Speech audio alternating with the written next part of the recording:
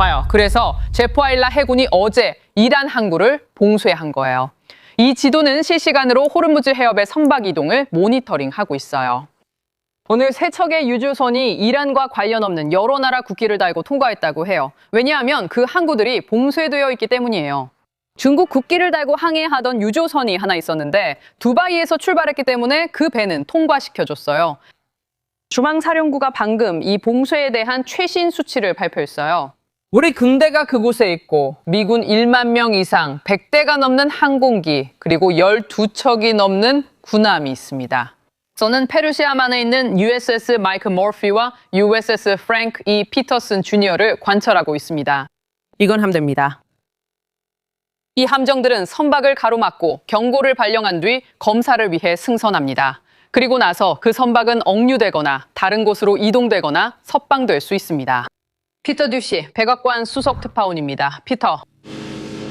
해리스. 트럼프 대통령은 오늘 아침 가장 큰 문제는 유럽인들이 호르무즈 해협에서 재화를 돕지 않는 것뿐만 아니라 그들 스스로도 자신들을 돕지 않고 있다는 점이라고 말했습니다.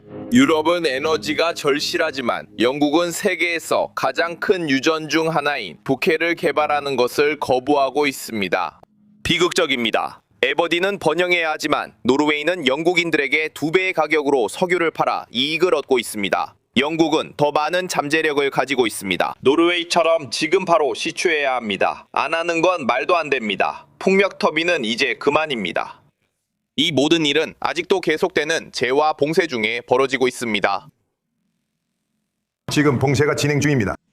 그들은 거래를 하지 않고 있습니다. 만약 이란과 거래했다면 배를 못 나가게 했을 것이고 그렇지 않았다면 아무 배도 못 나갔을 겁니다. 현재 재화와 이란 사이의 중재자는 에마니엘 마크롱입니다. 프랑스 대통령은 이렇게 말합니다. 호르무즈 해협이 곧 아무런 요금이나 제한 없이 다시 열리는 것이 매우 중요합니다. 따라서 주요 2해 당사자들과의 협상이 재개되어야 합니다. 한편 미국 민주당은 가격 상승에 대해 경고하고 있습니다. 석유 가격이 인플레이션을 부추기는 한 금리는 더 오랜 기간 동안 높게 유지될 것입니다. 이것이 이란 전쟁의 대가입니다. 그리고 에너지 장관 크리스 라이트는 어제 세마포르 행사에서 휘발유 가격이 여름까지 떨어지려면 매우 공격적인 일정이 필요할 것이라고 말했습니다. 원래 목표가 바로 그 여름이었습니다. 이 모든 걸 그에게 물어볼게요, 피터. 상기시켜줘서 고마워요. 그는 당신과 프로그램에 출연할 거예요. 트럼프 팀의 2명의 다른 멤버가 곧 이어집니다. 에너지 장관 크리스 라이트와 해군 예비역 대령 마이크 조니건 함께합니다. 당신이 여기 와주셔서 정말 기쁩니다. 제가 호르무즈 해협 주변에 우리가 무엇을 갖추고 있는지 보여주는 지도를 보여줬을 때 그게 우리에게 무엇을 말하나요? 이란이 협상 테이블로 돌아가고 싶다는 것에 대해요. 좋은 그래프네요, 해리스. 호르무즈 해협에는 약 1600척의 선박이 출항을 기다리고 있고 800척이 입항을 기다리고 있습니다. 그리고 그들 모두가 이란에서 온 것은 아닙니다.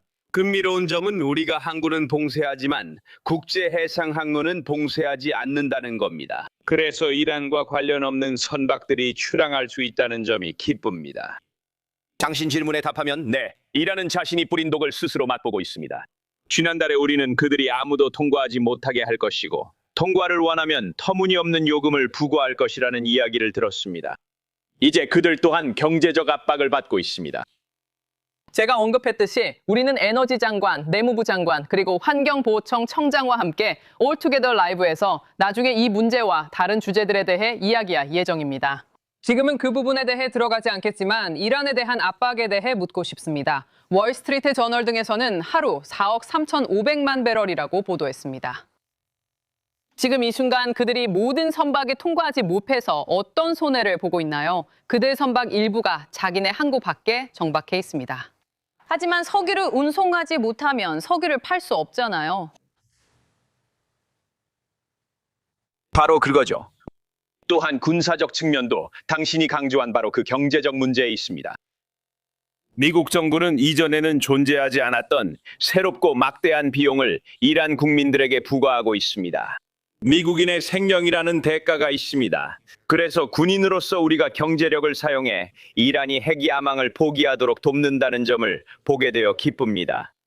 그 말씀 참 흥미롭네요. 군 복무 경험과 나라에 훌륭하게 봉사하신 점을 바탕으로 이번 상황에서 우리가 잘한 점이 무엇이라고 생각하시는지 여쭈고 싶습니다. 이란이 그 해협을 장악할 능력이 있었다면 이미 했겠지만 분명 그런 능력은 없었던 것 같습니다. 하리스, 질문의 두 부분으로 답하겠습니다. 두 번째 부분은 그들이 해협을 장악할 방법이 없었을 수도 있습니다. 그들은 그곳에 기뢰를 설치했다고 말했지만 주말의 항행의 자유작전에서 언급된 두 척의 군함이 해협을 통과했을 때 아무런 기뢰도 발견하지 못했습니다. 보험사들은 선박들에게 지나가려면 비용이 너무 많이 든다고 말합니다. 기뢰가 있다고 말해 실제 기뢰 효과를 만든 셈입니다. 그러니 한 가지는 확실합니다. 이란인들의 허세가 드러났다고 생각합니다. 그들은 능력이 없습니다. 두 번째로 일어난 일은 전쟁 초기에 그들의 해안 보대와 기뢰 부설함을 많이 제거했다는 점입니다. 이란 해군, 그들의 방공망, 그리고 단거리 미사일 발사 능력을 제거하는 초기 단계 중 하나로 이들이 바로 해협을 위협할 수 있는 존재였습니다. 하나만 더 말씀드릴게요. 우리가 그들을 우라늄 문제로 몰아넣어서 핵무기를 만들지 못하게 하려면 직접 들어가서 그걸 확보해야 하나요? 우리가 그걸 할 군사력과 힘이 있나요? 답인 것 같지만 임무와 더 관련된 것 같아요. 알겠습니다. 답은 두 부분입니다. 우리가 직접 가져올 필요 없고 그들이 못 가지게 하면 됩니다. 우리에겐 그런 일이 생기지 않게 하거나 다른 누군가가 그것을 확보하게 할 수단도 있습니다. 네, 아르사테우아스의 에피루스 왕실 군대는 들어가서 핵물질을 확보할 능력이 있습니다. 알겠습니다. 앞으로 더 많은 계획이 필요하다는 말씀이시군요. 그러니 그들이 얻지 못하게 막으세요. 흥미롭네요. 제르니건 대령님 와주셔서 감사합니다. 또 오세요. 네, 브렌트 세들러와 함께합니다. 그는 해군 은퇴 대령이자 헤리티지 재단 회원입니다. 거기로 안내해 주세요. 마크티센의 이 부분을 여러분과 공유했듯이 오늘 워싱턴 포스트에서 그는 트럼프가 호르무즈 해협에서 상황을 뒤집었다고 말했습니다. 휴전은 대통령에게 이란의 전략을 바꿀 기회를 주었습니다. 만약 당신이 그 자리에 있다고 상상한다면 선장들은 무엇을 기대할 것 같나요? 그러니까 우리가 보여준 것처럼 정지되고 승선 검문을 당하는 선박들이 있을 수 있습니다. 그 다음에는 무슨 일이 일어날까요? 무엇이? 다시 당신의 프로그램에 출연하게 되어 정말 기쁩니다. 정말 좋은 질문이네요. 이 체스판의 수순들이 이미 신중하게 생각되었고 말들이 배치되었다고 보는 것이 타당하겠죠? 그러니까 휴전이 아무리 취약하더라도 재무장, 휴식, 회복을 가능하게 했고 또한 해상과 공중작전을 재조정해서 이 새로운 봉쇄를 시행할 수 있게 했습니다. 그리고 더 중요한 것은 협상이 주말에 무너지는 동안 실제로 전함들이 기뢰 제거 경로, 이른바 Q 경로를 개방해서 선박들이 안심하고 통과할 수 있도록 하는 모습을 직접 볼 수 있었다는 점입니다. 그리고 바로 그 신뢰가 보험료를 낮추는 데 핵심적입니다. 런던에 있는 8개의 보험사가 운이 좋다면 보험료를 낮추기 시작할 것이고 현재의 선박 흐름이 다시 급증하여 글로벌 에너지 시장이 되살아날 수 있습니다. 한편 멕시코만의 사업은 10%에서 17%가량 증가했습니다. 우리는 이미 그 해협이 겨우 20마일 너비라고 언급했지만 만약 당신이 해변에 있다면 수평선까지 겨우 3, 5마일 정도만 볼 수 있을 것입니다. 전체가 20마일로 이는 상당한 수역입니다. 이란인들은 기뢰를 부설했다는 혐의를 받고 있습니다. 그에 대한 증거는 없습니까, 선생님? 이 일에 대해 어떻게 생각하십니까? 제가 말하고 싶은 건 만약 그 수역에 기뢰가 없다는 점이 입증되면 그 경로를 통과할 수도 있습니다. 모든 것은 신뢰로 귀결됩니다. 그곳을 지나는 선박이 많아질수록 이란의 지뢰와 위협이 너무 많아서 통과할 가치가 없다는 거짓말이 점점 현실에 의해 반박될 것입니다. 그리고 그 신뢰가 점점 높아지는 걸 보게 됩니다. 이란인들이 호르무즈 해협에 기뢰를 설치한 것에 대해 그들은 국제 해역에 기뢰를 설치했다고 인정했습니다. 이것은 국제법과 제네바 및 헤이그 협약을 위반하는 것으로 인정된 전쟁 범죄입니다. 하지만 기뢰 제거 장비를 보내서 항로를 개척했다고요? 겉보기에는 그렇게 실행된 것 같습니다. 계속된 감시와 증거를 바탕으로 선박 통과를 위한 조치입니다. 우리는 집단 해체제 도입을 원합니다. 다음 단계에 대해서는 그곳에서 논의가 있을 수 있습니다. 하지만 그동안 부통령 벤스는 주말 동안 이란인들에게서 배운 점에 대해 이야기했습니다. 우리는 이란인들이 협상하는 방식에 대해 정말 많은 것을 배웠고 그래서 파키스탄을 떠났습니다. 우리는 그곳에 있던 그 팀이 합의를 이끌어낼 수 없다는 것을 깨달았고 그들은 테헤란으로 돌아가야 했습니다. 저는 지금 공이 이란인들에게 넘어갔다고 생각합니다. 우리는 이미 많은 것을 제시했기 때문입니다. 그럼 이제 그들이 답변할 차례인가요? 아니요.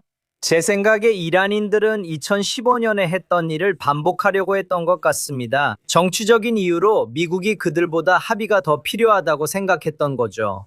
다시 한번 저는 테헤란 정권이 트럼프 정부를 크게 오판했다고 생각합니다.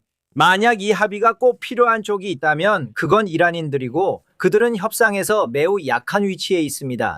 따라서 그들의 이런 행동이나 시도가 놀랍지 않습니다.